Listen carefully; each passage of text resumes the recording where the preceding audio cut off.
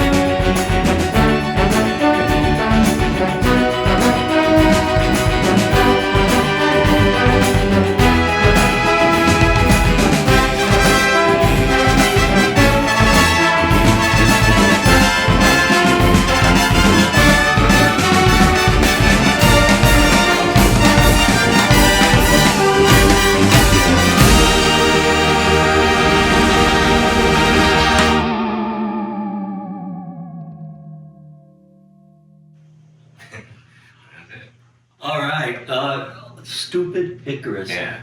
Okay.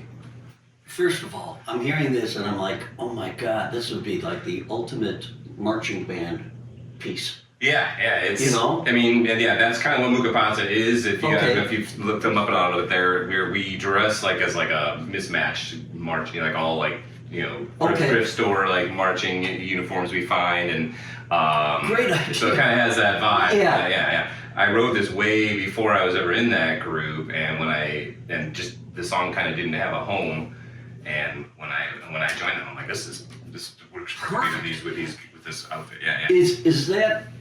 I don't know what that. It's synthesized sound. It sounded like seagulls. Yeah, that was exactly what it was supposed to sound like. It was guitars with what do you call it? The slide. Slide. And, there was actually there are two guitars. One guy playing regular scale guitar, and then a guy playing a little mini 4-string guitar. The both of them, I wanted them to give me. It was exactly supposed to be that. Also, it reminds me of Tomorrow Never Knows, that Paul does. I found out later was like him laughing and sped up or whatever. But I always wanted to kind of pew, pew, pew, and I played a little guitar. I messed around with that sound at home, and yeah, they liked it. That is fantastic. How many pieces in that band then? So on a full day, probably almost 30 of us. But like basically, it's there's like 7 percussionists that do, like, some of us do snare, one guy doing bass drum, somebody doing glockenspiel, and then some other auxiliary percussion. There's the trombone section, 2 to 4 trombones at any given show, trumpets, 3 or 4 usually on a show. We have woodwind. We basically have saxes, but there's also occasionally like clarinet mixed in there. We even have somebody bringing a flute every once in a while. Barry is usually part of it. And then we have this what we call the freak section, which is basically like that little mini guitar player, violin, cello, and accordion. Oh my God! Well, I heard everything in there. Yeah. Which is beautiful. And obviously, you studied music somewhere. I did. All right. Well, we've got to get into that. I love the 2 movements in it. Yeah. Thanks. And it's just it's fantastic. I would love to see this band live. It's just exciting, yeah. What a power, Yeah. Just and why like the University of Illinois marching band or some band hasn't picked that up? Yeah. Have you scored it out? So is it do you publish it or? No, we haven't published the the sheet music. We talked about that our whole repertoire, because there's a lot of great material there that other groups can play. Yeah. All right. So this is the fun part about doing these interviews, because you find people like you that are just doing all sorts of amazing things. How did you get into this? Did you grow up in Brookfield, Illinois? Was that your stomping grounds? Okay. Yeah, I was born in Chicago. My mom grew up in Brookfield. My grandparents, basically moved to Brookfield once they met. I'm actually in their home today. Nice. Yeah, Fantastic. That old home. I basically kicked around the suburbs, and then in 3rd grade settled in Brookfield. My mom and I. And so most of my upbringing was there. When did you know that you wanted to do music? Was there somebody in your family that was musical? Or, definitely. How did you get into it? So early. So my dad was a musician. He was a working jobbing musician, a bass player, singer, and stuff like that. And then my mom's brother was actually a composer, a decently successful composer, weirdly enough. So I had those examples in my life. I didn't really grow up with my dad around, but I just knowing that he did that definitely had influence. And then my uncle was always encouraging my mom to, get me, musically educated, and he was definitely, just knowing you could do that. I realized at an early age. So just. Were you one of these guys that then right away piano lessons, that sort of thing, or what? No, actually. So it was encouraged in my public school system that you don't join band or you can't join band actually until 4th grade. I don't know. I wasn't really begging to get into music, and except I knew I wanted to do drumming, and my mom was like, well, just wait and do band. Right. And then like a year into band, they suggest you do private lessons. So my first private lessons were for drums and in 5th grade. Okay. Yeah. So it was drums that you fell into, and you were like drawn to that. Yeah. But as you went on, obviously you had to learn music theory and all that fun stuff. Where did you go for that? So I ended up going to, honestly, I did go to college. I went to U of I in Champaign. I was a theory and composition major. But a lot of, you may think I have a lot of this educational background that helped. A lot of stuff was self-taught, frankly. Right. Like my first drum teacher suggested my mom give me a keyboard, so I got this little tiny realistic brand Radio Shack keyboard, Which is great. and I still have it. I love Those it. things are great. Yeah. And then so I started messing around on that and figuring out a lot of stuff on my own with that. And then I joined choir in 8th grade, but really high school is where I met one of my first big music mentors, my high school choir director, Mr. Boyd. He encouraged. I had ideas for like arranging. So I ended up singing in a octet with I was doing. I did choir, and then you could audition for madrigals, which is like a smaller. Of course. Yeah. And it's like the Midwestern. Yeah. You got to be in the madrigals. Exactly. Boar's head and handheld eye. Yeah, we did all that. Yeah. Okay. And and then from there we started an octet of male singers, which is mostly the dudes that were in madrigals. And I wanted to kind of arrange stuff for that, and Mr. Boyd was always encouraging me to do that arrangement. There were a couple of male groups that were out, like the Nylons and bands like that. Yeah, That was a thing for a while. It was so cool. Yeah. There was like a little scene happening here and there, and at U of I, it was a big thing too, which is kind of funny. Like a cappella groups and improv groups were all the rage when I was there in the late '90s. Okay. As well as ska bands, which I can talk about too. I was in a ska band. It was late '90s. You can feel a little bit of an influence with that, stupid Icarus. That. Yeah. That's a little of that Latin feel to it. So, definitely, the ska, but maybe not so much ska. but there is there's a vibe to it that I picked up on right away. That I thought, wow, this is highly unusual. Yeah, thank you. Okay. Appreciate that. Keepers keeps bringing out more toys. But that's her job on this show, guys. All right, so. Mr. Boyd, it's great to have a mentor like that in your life. Definitely. So it's interesting that you had musical people around you, but it took this guy kind of to tell you. Yeah. Was it that kind of talk like, hey, you can do this, or was it more like you're going to do it? And it was maybe more of the latter. Like I think he recognized something in me, like a seriousness about music. I was always obsessed with it, and that definitely is what I think helped my early development as a musician. I think anybody, I'm a believer that talent isn't something that just magically happens to you. It's that it's that natural interest that you have that drives you to do all the work to learn instruments or to learn how to do the stuff. And so I was already just driven for sure. So I think he recognized that in me and just took it seriously.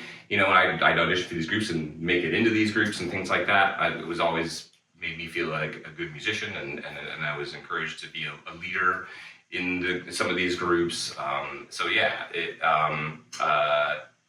Being taken seriously for something that weird by an adult, is it goes a long way, Well, it does go a long way, especially because, again, it's so difficult to try to chart a course.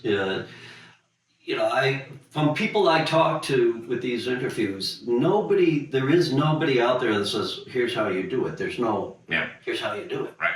Yeah. And that's out of all the professions and, even artists, visual artists, somebody's saying, well, here's how you do it. Yeah. You know, but with music, as far as making a career out of it, it's so jumping off a cliff kind of feeling. Definitely. So, you know, when you graduated from U of I, were you, you know, ready to jump into it, or were you like, oh God, you know, what am I going to do? It was more of, oh God, what am I going to do? Yeah. So, like, I mean, I knew I didn't want to be, I didn't want to be a composer, even though I was in composition. I knew I wanted to maybe be more of a songwriter, at least at that time. I liked playing in bands. I was playing drums in groups, but a lot of, actually at that point, when I was even in the ska band in college, I was playing guitar in that group. Takes a lot of upstroke. Yeah, exactly. It was great for a drummer, for a percussionist. So, yeah, I liked writing that kind of stuff. Yeah, I had little ideas, like maybe I'm not into musical theater, but I had like little ideas for a musical and things like that. But yeah, at U of I, it was also like, oh man, I can't, I don't want to just crap on everything on people, but like they were really stuck in one mode. What was that mode? It was what they called new music, right? Oh, so okay. Anything that was tonal or rhythmic or just, you know, popular in any way, they kind of looked down upon.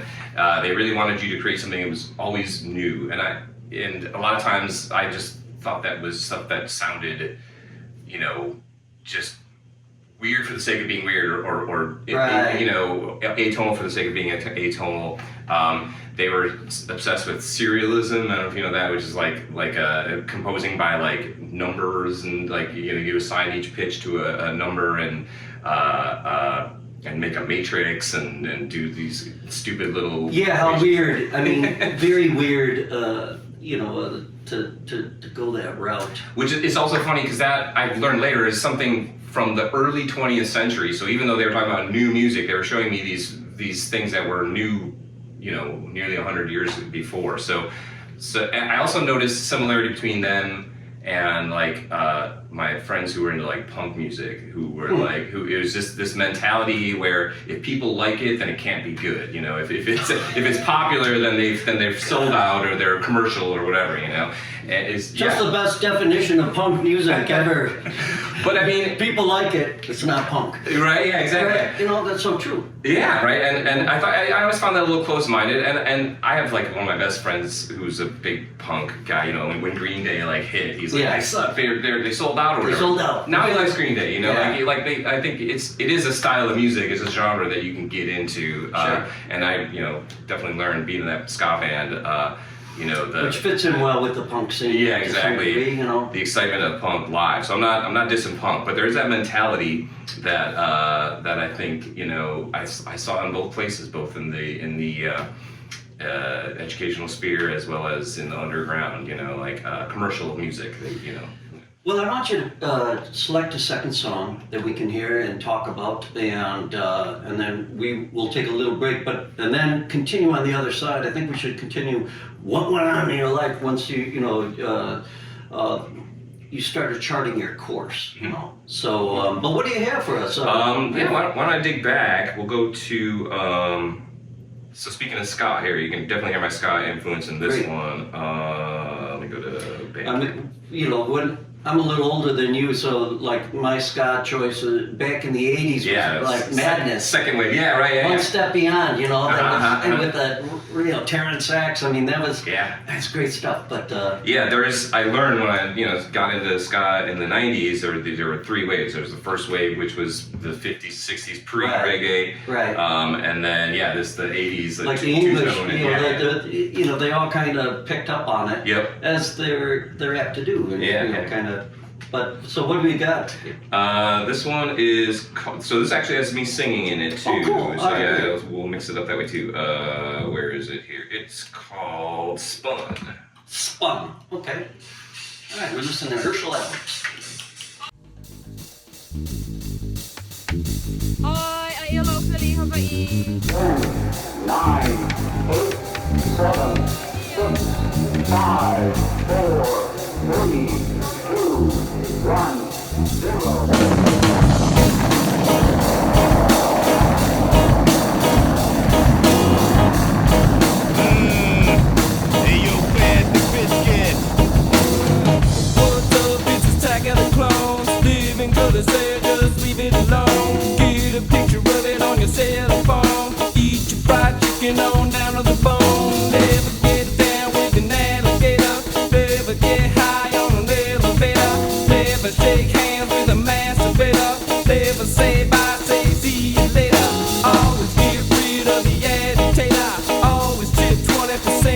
you wait up. Always remember what happened later. Always go against the dance dictator. I can't eat any more corn. The time flies when you're having fun. Thought it was 12, but it's quarter to 1. Do a little dance and shoot your gun. But once been spun under the undone sun. Never saw the third Terminator. Never heard time for the percolator. Never got lost with the navigator. Never had a snow cone on the equator. Give it on up for your alma mater. Turned on to see that it didn't go from there. Don't hate the game, ain't the player hater. Celebrate hating the incinerator.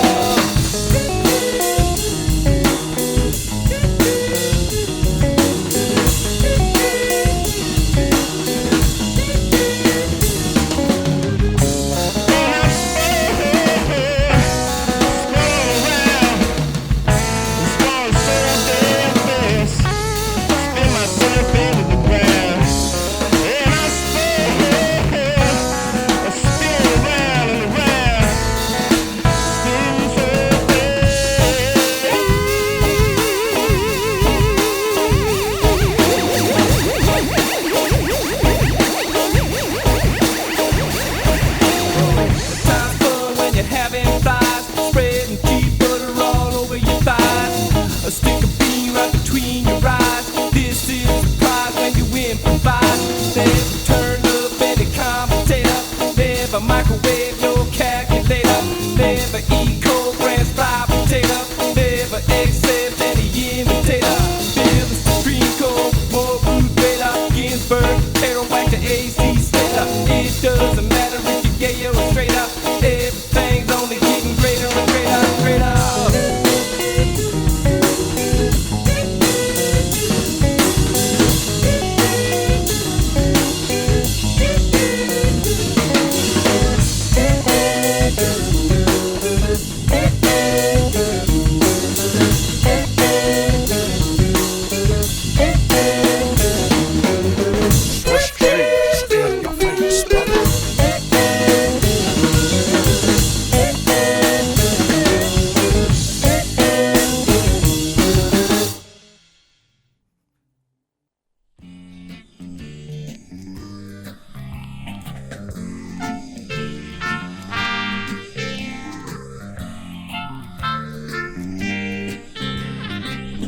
The third of the 5 keys is to have written plans and target dates.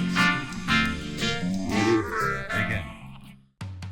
Hey, want to show your support of Martin's artist endeavors? Buy Me a Coffee is an online site that makes supporting Marty easy. In just a few taps, you can make a payment of any amount, and no account is needed. You can also decide to become an ongoing supporter. Go to martinmccormack.com and click on the words Support Martin. Let's help Martin keep it all caffeinated.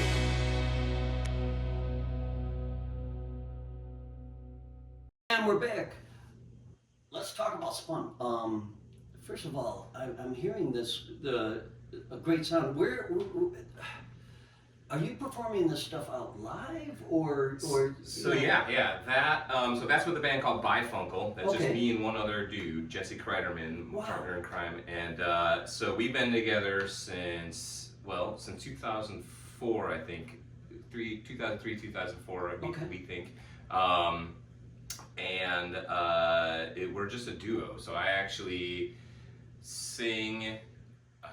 So I play drums, and then I also have a microphone that I have plugged into a down octave pedal. Okay. And I plug that into a bass amp. I have a looper sometimes. Right. I always have a looper, but I use it sometimes. And that's it. It's an analog down octave pedal, and it kind of makes the voice sound a little muddier, right, and more like a reggae bass or a tuba or something. So that's what you heard there. That's a vocal, what we call like vocal bass. So I can sing and play, and that particular song I loop that. You can hear the kind of repetitive line, and so we loop that, and then I'll do the lead vocals, and Jesse will do some backup vocals on it. But he plays guitar. He plays guitar, yeah. Okay. and yeah, he's a co-writer on. I mean, I wrote most of that, but he kind of Right. helped with some of his own guitar parts more often than not. He does, and he'll loop as well, and we'll get we'll try and sound like four. Right. Or more people with just the two of us. Well, you sound like a full. Yeah. A full. When we were cheating in the studio there Well, too, obviously. in the studio you're supposed to. Yeah. I mean that's that's always the eternal argument. Right. How authentic do you need to be in the studio? Exactly. Well, that's why you go into a studio is Yeah. to kind of get in the candy shop. Yeah, Where right, did you right. record? So that we just did in our rehearsal space over at Nice. Superior Street back Okay. a bunch of years ago. We I don't even remember what we used. I think we used like Sonar or something, a cheaper program or whatever.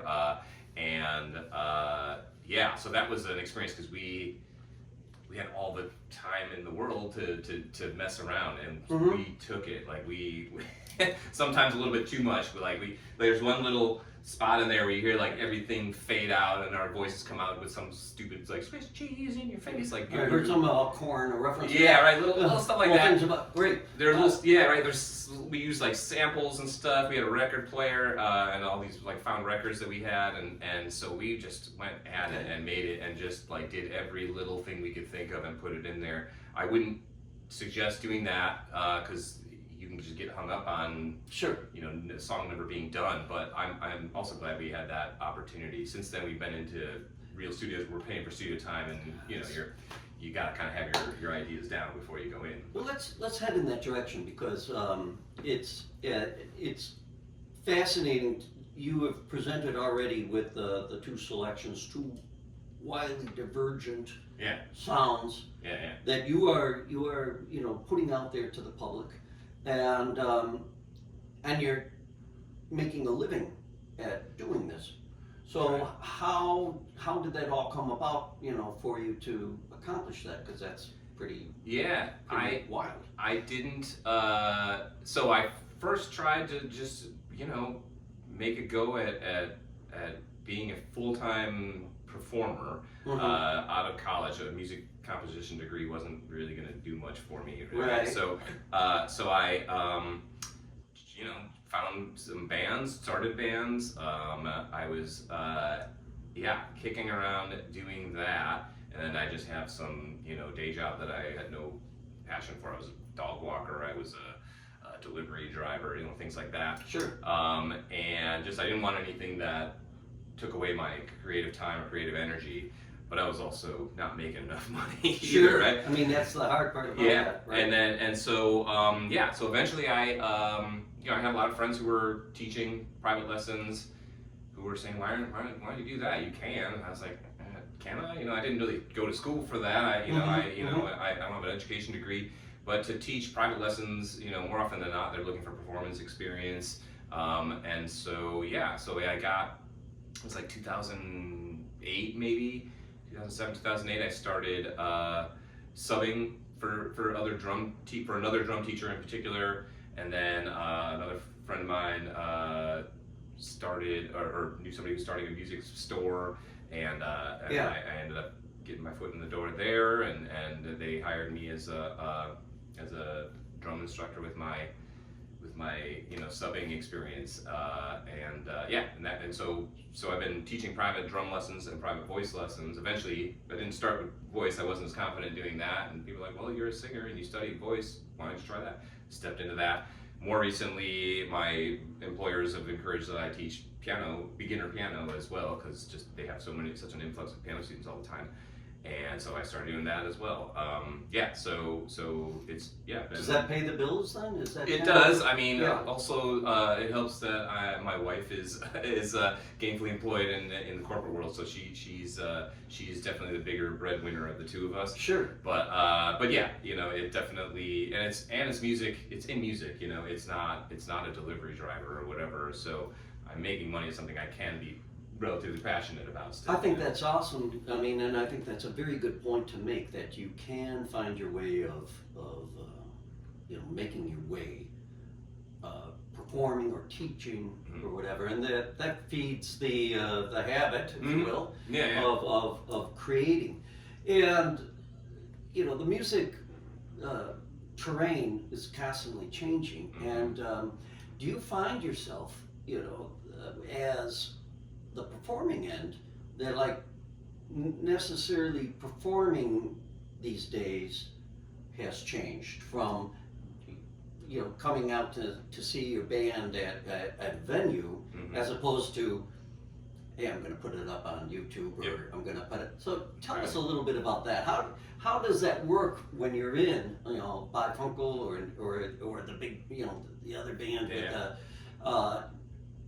Do you rely on that? Is that seem viable for you? Or I think, especially for original music, and that's another important thing. Like I could make more money, and I have friends who do play in cover bands that, or tribute bands, things like that are a little bit more lucrative for the live scene. But not, people weren't out to see a lot of original music live, even when I started getting into this in the early 2000s. Yeah. But now, people don't even want to go outside of their house, let alone to see live music. And live music is, way down the list, and the the popular forms of entertainment. It's competing with video games and social media and all that stuff. So musicians have obviously found a way to get into the social media side of things, and I think that for these bands, all of the original groups I play in a couple other groups too. I can talk about those if you want, but they're all doing original music, and they want to play live. They want people to hear us doing it live. They want to, they want, where we go to the studio, we want you to hear recordings as well. But so the media landscape, the online stuff is a lot of the means to promote the live stuff. But there's also those opportunities doing streaming, especially during the pandemic. I started learning that, all of these groups started doing more stuff online. Absolutely. And a lot of people just never even shifted back away from that once things open up again. So it's all of my groups though, they're definitely live music first, but it's an entirely different game now. Is there a way really of short of touring? If you're in the Chicago area, do you think that you can make a living doing live music? It is freaking hard. Doing live original music. You had Charlie Otto on recently. He's one of the exceptions to the rule. He really set forth an agenda to just do originals and get paid for it. And he has a bar that he sets for but most musicians playing original music, we're desperate enough that we will take less money, and we're part of the fault. It's partly our fault for lowering those standards. I always tell my students, get paid. Make sure you're undervaluing what we do. But I've done it myself. You just we got an opportunity to get out here live, and maybe we can recoup some of that from the door. The way Chicago works is, it's a little frustrating at times. They want the band to draw the audience. They don't. Many clubs don't want have any instrument. I call it "Bring me the witch's broom." That's how it works. That's basically it. Bring in. It's 10:30 at night, and bring in 200 people. Right, on a weeknight. And we're gonna pair you up with a bunch of bands that sound nothing like you, so you're not even gonna get a new audience. I remember, I was always called the elbow room rules, and they're not around anymore. I figure, but they would have you. They let you play on a Tuesday through Thursday night, and if you drew over 30 or 40 people, then you could play on a weekend night. And then if you didn't, then they raised the bar of what you needed to draw then. And I remember playing there and other places like this. It's not just them, but I was with Bifunkel, which were a funk duo, and the first act was an acoustic act, the second act was a metal band, and then us, and then a hip hop, whatever. It's completely. So it's how are we even helping ourselves this way? The club had no interest; they were just filling slots, And then and then they expect you to be bringing in magically draw. Well, and it And you know, I always look at it as we're providing a service. We're working for them, just like the door person and the sound person and the bar staff, but we don't get anything up front or any guarantee or, and from some places. There are a lot of places out there, more in the suburbs, but that actually respect the musician. maybe we're jumping a little ahead into the second interview, but let's go with the flow. I mean, is there a way to counter that? I love that you're telling your students get paid. Yeah, I don't know. I mean, I if I knew, I'd be more successful, right? I think, I think you have to. Your focus, my focus. I just want my focus to be on the creative side, and I do have to just kind of, just not worry so much about how successful I am in a lot of the instances, and be grateful that I'm just out there doing my own thing,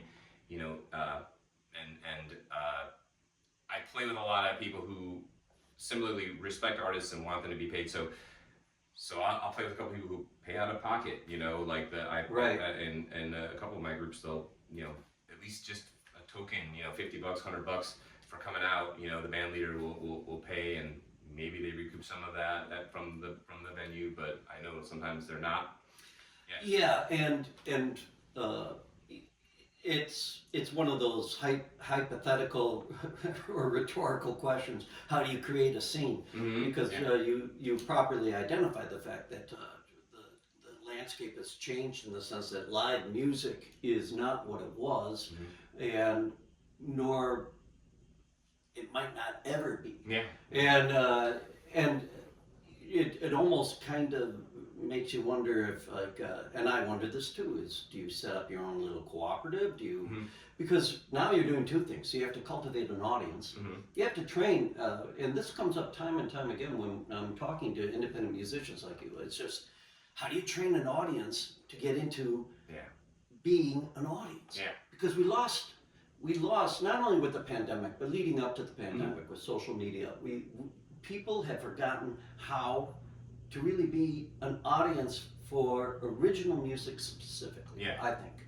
Definitely. They can come out and they can listen to you if you're, and that's why, a lot of cover bands have so much success, because if you're doing the Eagles, and, somebody is going to say,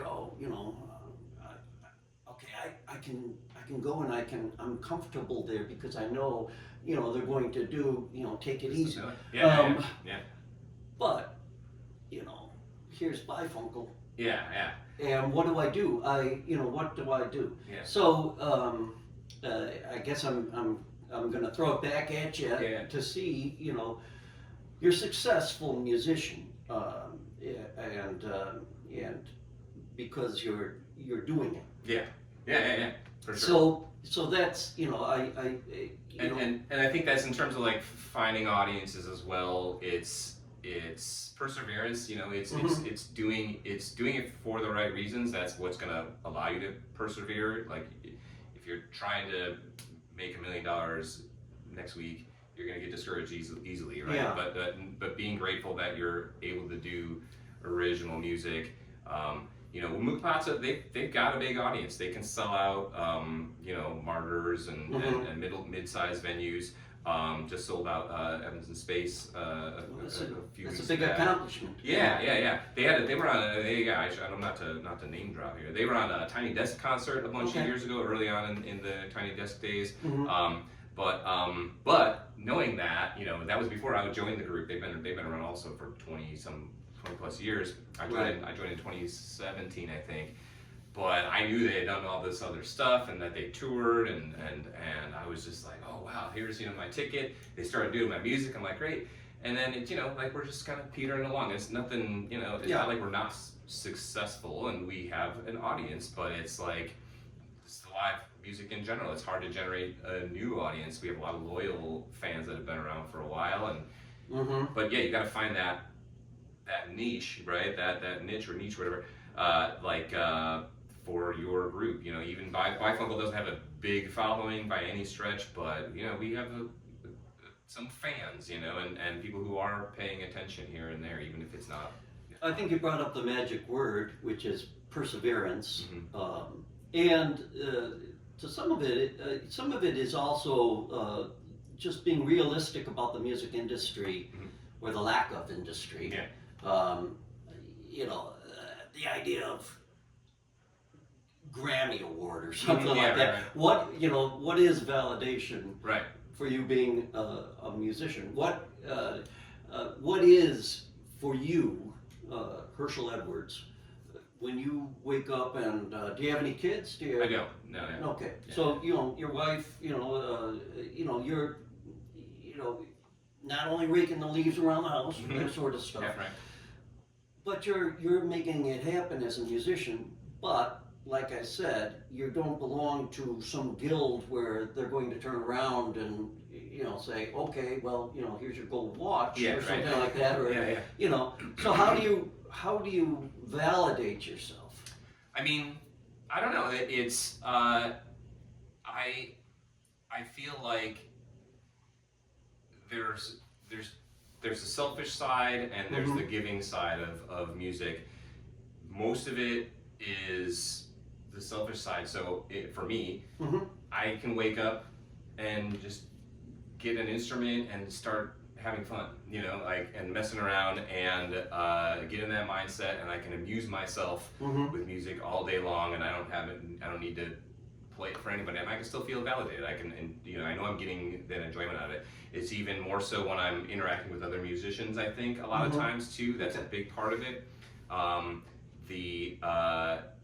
So that acceptance from other musicians, people who want to play with you, you feel like, oh, I'm providing something that's useful for other people who I respect, and then I don't, in terms of the audience, I've learned to not care as much if they're noticing. I'll play gigs where everybody's chatting and doing their own thing, and I'm like, I'm pouring my heart out here. No, Right. You guys don't give a damn. And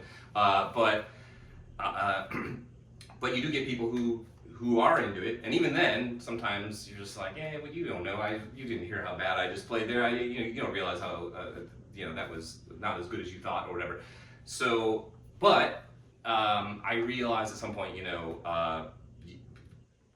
they're getting something out of listening to you, just like I'm getting something out of whatever when I'm listening to, and if I'm moving somebody, the way I'm moved by any music, then it's like, holy crap, that's an amazing, Right. It's an amazing feeling, and it's just bringing a little change into somebody's life that way. Well, before we have you play the final song for this interview, and then we're going to go on and have another podcast, as always, where we delve into the creative genius.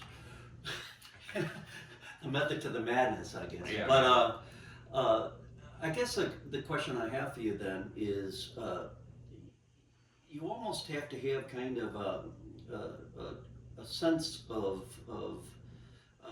healthy ego, or lack of ego maybe, to understand that part of it is your personal joy, right? But then and part of it is the fact that you're in an environment that's kind of hostile. Yeah, right. Yeah, definitely.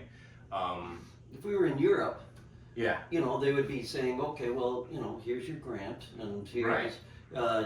here's you're in one of the most hostile environments for live music, and that's what I like to impress upon people, is like, you're out there, this is tough. Yeah. You really have to. You have to have your constitution straight. You can get bruised very quickly and easily, or discouraged, and just want to get out of music entirely.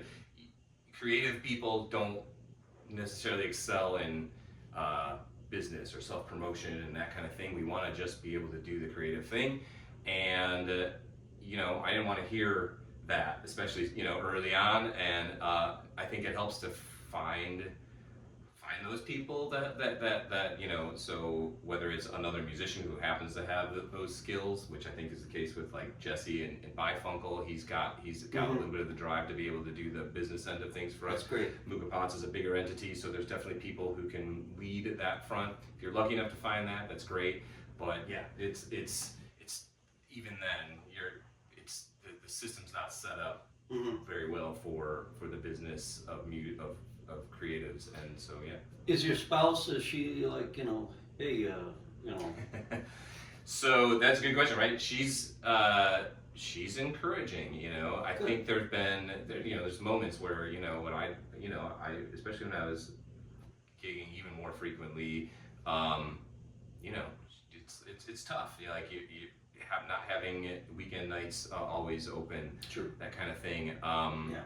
But yeah, the other thing I think I was gonna say is, I don't know what else I could possibly do, right? Like this is a calling that I can't escape. Like I would be very depressed if I wasn't able to do music in some way, or another. And I think the fact that I found little ways to make some money here and there has helped. But I think she recognized that, this is my identity, and there is no, desk job or whatever that's gonna bring this passion out of me, and so yeah.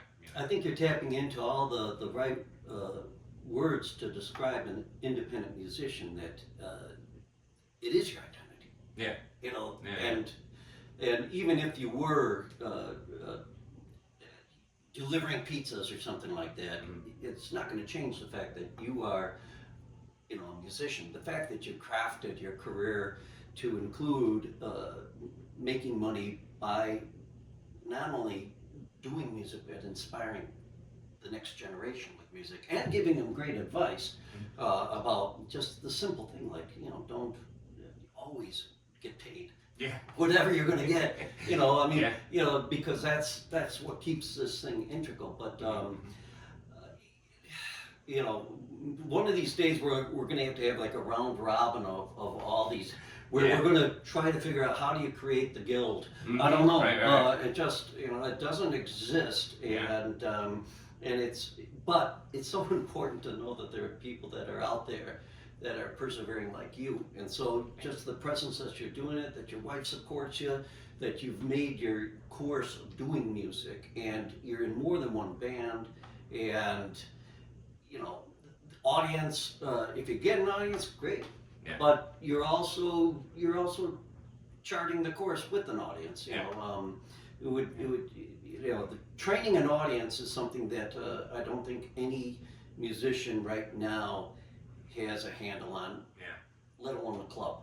Right. I think this is uncharted waters where we are right now, and even big acts are trying to figure out, what do I do? I mean, there's Elvis Costello was also up at Space. Yeah. And so when you're having big fish swimming in, what would have been a small pond once upon a time, the field has changed. Yeah. So you have to be very creative, and you're being creative. So kudos to you. Thank you. And play us out. Tell us what the final song for this podcast is.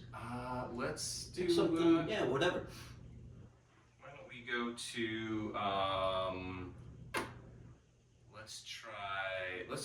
we'll do another bifuncal with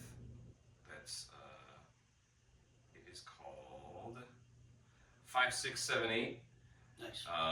This is a bifuncal original, but we ended up recording it with another group called Origin of Animal, which is like they're a little more similar to Macca Pazza in that it's a big group, but it's a little more of a revolving door. But yeah, all kinds of instruments, pretty much anything they can find. Cool. Anyway. I love it. So so this is a bifuncal tune as performed by Bifuncal with Origin of Animal. Okay. 5, 6, 7, 8.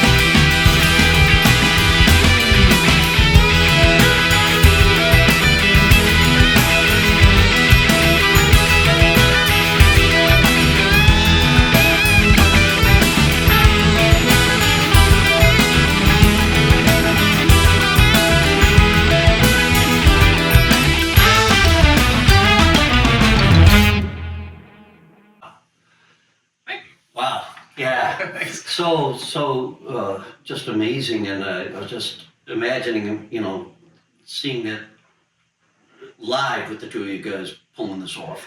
Yeah. And as well, but just what a pleasure to listen to it. Thank you. So we're going to leave it at this interview, and we're going to continue on getting more into the creative and talking about other things. But thank you for listening, and I want to thank you, Hershyl Edwards. And throughout this, you can see the various websites, and if you want to take a lesson. Right? That's right. Yeah. All right. In more than one genre too. Drums, piano, whatever, and singing. So that's fantastic. And we'll see you next week with more Hershyl Edwards on Strung Out. I got that out of my mouth. Okay. We'll see you next week. Bye-bye.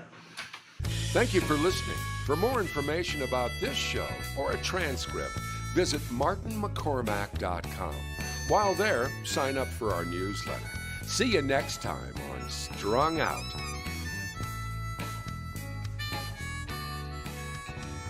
It's all so wrong, this pain we feel makes no sense at all.